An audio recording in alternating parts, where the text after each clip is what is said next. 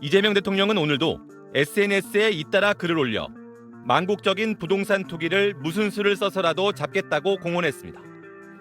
협박이나 엄포가 아니라 모두를 위해 필요해서 권고한 것이라며 이번이 마지막 탈출의 기회라고도 적었습니다. 양도소득세 중과 부담으로 서울 강남의 주택 매물이 늘었다는 언론 기사를 인용하며 일찍 파는 것이 늦게 파는 것보다 유리할 것이라고 거듭 강조했습니다. 이 대통령은 국무회의에선 일부에선 주가는 올리려고 하면서 집값은 왜 내리려고 하냐고 얘기하는데 집값과 주가는 다르다며 이렇게 말했습니다. 또 주가 올랐다고 누가 피해보는 사람 없습니다.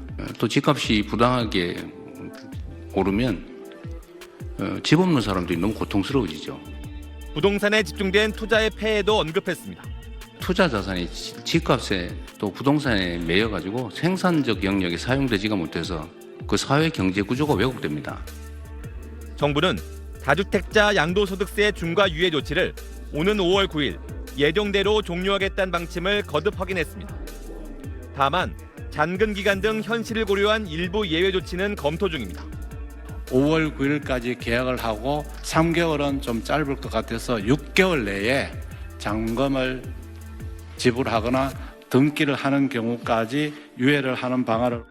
이 대통령 메시지에 대해 민주당은 내 집 마련을 꿈꾸는 서민에게 희망의 신호라고 평했고 국민의힘은 협박으로 부동산 시장을 결코 안정시킬 수 없다고 비판했습니다.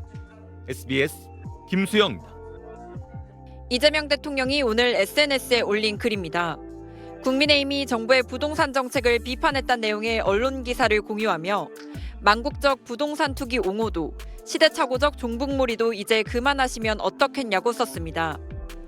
어제 국민의힘은 민간 주도의 재개발, 재건축을 강조하며 정부의 129 부동산 공급 대책을 배급에 빗대 비판한 바 있습니다.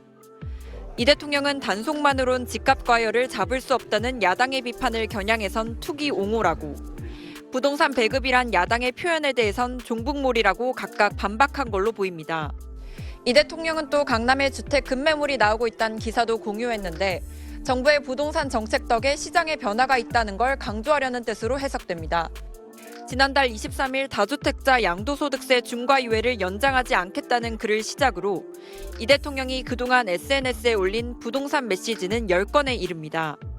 청와대는 오늘 예고한 날에 유예가 종료된다고 재확인했습니다. 5월 9일 날 종료되는 것만큼은 분명하다라고 말씀드리겠습니다. 대통령께서 계속 끊임없이 강조하고 있는 것이고, 지난달 28일 김용범 청와대 정책실장은 딱 5월 9일이 아닌 한두 달 정도 뒤에 종료할 수도 있다. 그러니까 한두 달 말미는 검토할 수 있다는 언급을 내놓기도 했는데 오늘 청와대가 다시 종료 시점이 안 바뀐다고 못 박은 겁니다. SBS 박예린입니다. 이재명 대통령이 국민의힘을 겨냥해 투기 옹호라고 비판하자 국민의힘은 야당과 언론 그리고 국민에게 호통치면 집값이 잡히느냐고 따졌습니다. 집값이 안 잡혀서 분노 조절이 안 되는 모양인데 호통친다고 잡힐 집값이라면 그 쉬운 것을 왜 여태 못 잡았습니까? 이 대통령이 다주택자 양도소득세 중과유예의 종료를 못 박은 데 대해선 시장 협박은 불필요한 공포를 조장할 뿐이라고 주장했습니다. 국민의힘과 서울시는 오늘 부동산 정책협의회를 열어 민간 중심 주택 공급을 위해 재건축과 재개발 등 정비 사업의 규제 완화가 필요하다고 강조했습니다.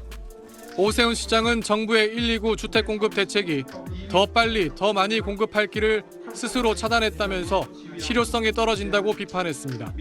서울 주택 시장이 처한 절박한 현실을 외면한 채 실효성이 없는 공공주도 방식에 다시 기대는 과거로의 획입니다. 민주당은 국민의힘을 겨냥해 기우제 들이듯 정책 실패를 기도하는 거냐, 불로소득과 자산 양극화를 방관하겠다는 거냐며 집값이 잡힐까 두렵냐고 쏘아붙였습니다. 다주택자와 중과세 유예 중단이라는 강한 의지에는 실패할 것이라며 저주를 내리고 있습니다. 이재명 대통령이 집값까지 잡을까 두려운 것 아닙니까? 김민석 국무총리는 오늘 이 대통령의 집중적 SNS 메시지는 부동산 정책 기조가 일관될 거라고 강조하는 것이라며 수요 억제책도 더 쓸 수 있다는 취지로 언급했습니다. 적정한 수요 억제책 등도 과거에도 구사했고 앞으로도 얼마든지 구사할 수 있다라는 의지를 천명한 것입니다. 민주당 한정혜 정책위의장도 부동산 세제 개편을 배제하지 않는다고 어제 밝힌 바 있습니다. SBS 손형아입니다. 청와대 출입하는 강청환 기자와 자세한 이야기 나눠보겠습니다. 네, 강 기자, 이재명 대통령이 계속해서 SNS로 부동산 강경 메시지를 내고 있는데 그 배경이 뭐라고 봐야 할까요? 네, 한 여권 고위 관계자에게 물어봤더니 부동산은 심리 싸움이다. 초반에 기세를 확 꺾어놓을 필요가 있다는 대답이 돌아왔습니다. 6월 지방선거가 다가올수록 야당에선 부동산 이슈로 공세를 펼 가능성이 크고 이해 당사자인 다주택자 등의 표심도 예민하게 반응할 수 있죠. 그래서 선거가 아직 그래도 넉 달 정도 남은 현 시점에 양도세 중과 유예 더는 없다. 집값 반드시 잡겠다는 메시지를 연속적으로 직접 던져 정책 의지를 강조하려는 걸로 풀이됩니다. 청와대 관계자는 선제적 의제 설정이라는 표현을 쓰더라고요. 정치권에선 불리한 이슈로 볼 수 있는 트럼프발 관세 이슈 등에서 시선을 돌리는 효과도 있는 것 아니냐는 분석도 있습니다. 대통령이 이렇게 직접 나서다 보니 아무래도 국민 주목도도 높을 텐데 여론은 어떻습니까? 네, 오늘 발표된 리얼미터 여론조사를 보면요. 대통령 국정 지지도는 지난주보다 1.4%포인트 오른 54.5%로 조사됐습니다.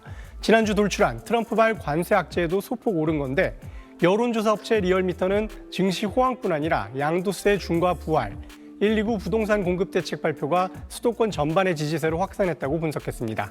여권에선 이 대통령의 일관되고 강력한 메시지가 국민의 안정감을 줬다는 분석도 있습니다. 네, 대통령의 이런 직설적인 SNS 소통이 파격적인 만큼 또 우려하는 시선도 있을 것 같은데요. 그렇습니다. 청와대 일각에선 대통령의 SNS 메시지가 너무 낮으면 정책 최종 결정권자로서의 메시지의 무게감이 떨어질 수 있다는 우려도 나옵니다. 이 대통령은 지난달 30일에 SNS에 캄보디아 크메르어를 동원해 한국인을 건들면 패가망신한다는 메시지를 올렸는데 이 글은 이후 삭제가 되기도 했습니다. 청와대는 충분히 홍보가 돼 삭제한 걸로 짐작된다고 했지만 외교적 고려를 뒤늦게 했다는 해석도 나오고 있습니다. 네. 대통령의 정책 메시지는 최종 발표의 성격이 짙죠. 대통령 메시지는 그대로 정책으로 이어지는 만큼 충분한 수기가 전제되지 않는다면 추후 정책 유연성을 갖기가 어려워진다는 우려도 있습니다. 네, 강청환 기자 잘 들었습니다.